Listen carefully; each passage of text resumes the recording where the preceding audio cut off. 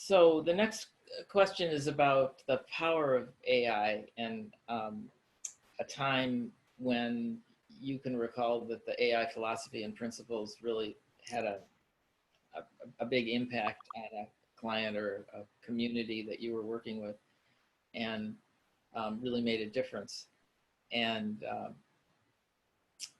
I'm very curious to hear your side of the story of working with neighborhood centers, because for me, that was one of the high points of my career in working with AI. And I'd love to hear your. I would agree with that. There's really two parts of that story that I'll share. The first is when we first were getting to know neighborhood centers. This is a community service organization. Think of them as a human services service that is on steroids because it's so much more than just making sure people are fed and have jobs. Neighborhood centers based in Houston, Texas, had built a model on asset-based community development where having its origins in the settlement house was one of transforming communities to really not only believe in, but own and participate in creating their future in their neighborhoods. And that's a tough sell when you're dealing with severe poverty, severely un- and underemployed individuals, refugee resettlement in Houston, which is kind of like the new Ellis Island of our country. So many big problems, right? That bring pain and emotional anguish and sometimes hopelessness. And yet here we were coming in, waving the AI banner, inviting people to a very new conversation they weren't used to having. So in that vein, we worked with the team. I'm really giving the cliff notes here to really embrace appreciative inquiry and teach them how to model it and infuse it into their work services as a service organization. And then to even host a community summit with 400 plus participants across Houston, across demographics and stakeholders, young and old, and with political influence and not, students, job seekers, staff of all divisions, you name it. And they really got clear on their strategic plan as a community in just a couple of short days.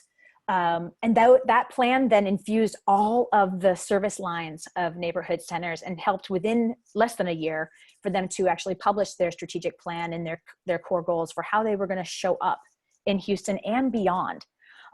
Disaster preparedness, for example, came about as a very new service line that hadn't existed before. And lo and behold, fast forward to just last summer with the hurricanes and the cleanup, it was neighborhood centers who was the first to call when the storm struck and over 10,000 persons needed shelter within 10 hours.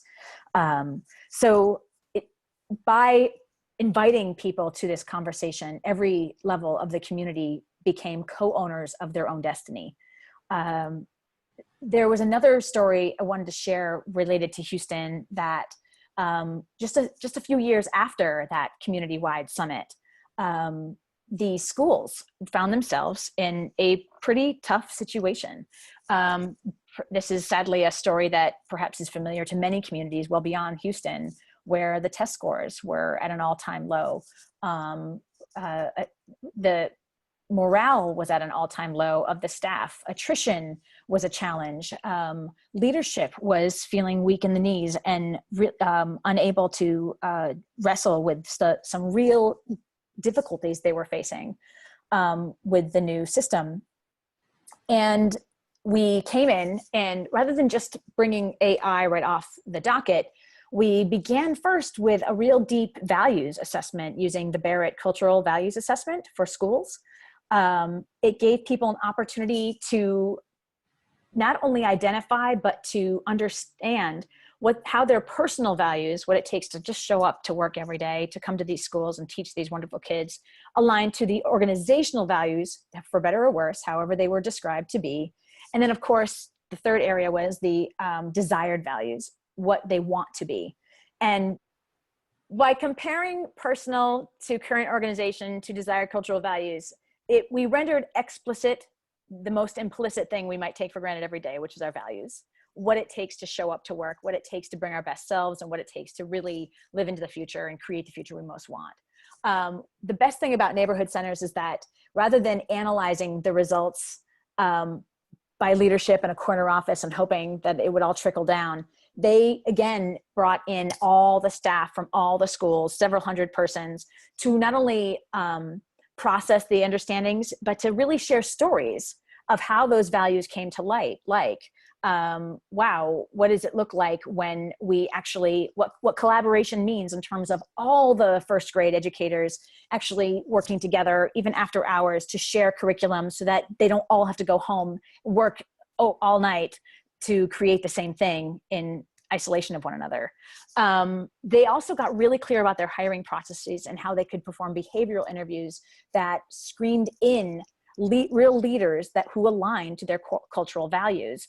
The short story was that two particular schools who had a really high entropy, in other words, real high attrition, real low morale issues, that school did a complete turnaround within a year that we were able to measure with the cultural values assessment, and not only, most importantly, to be able to really understand and process through appreciative inquiry.